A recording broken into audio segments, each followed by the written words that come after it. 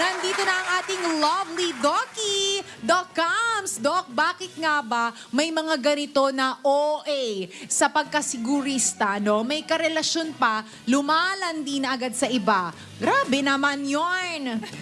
Okay, siguro no, itong tinatawag nating monkey branching, nangyayari siya talaga pag ang isang tao ay sabihin natin hindi pa talaga totally committed sa isang relasyon. So, there's a tendency na parang maghahanap muna ako, parang sige, mangongolekta bago magkakaroon ng possibility na ito ang pipiliin ko.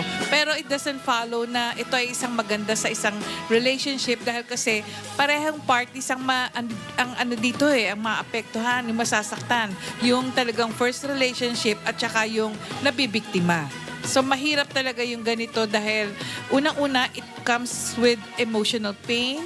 Pwedeng meron ding, syempre, betrayal ito. At the same time, nagkakaroon ng trust issues ang bawat isa. So talagang difficult itong ganitong klaseng relationship. And it leads yung possibility na talagang matraumatize ka kung magkakaroon ka talaga ng second relationship after this.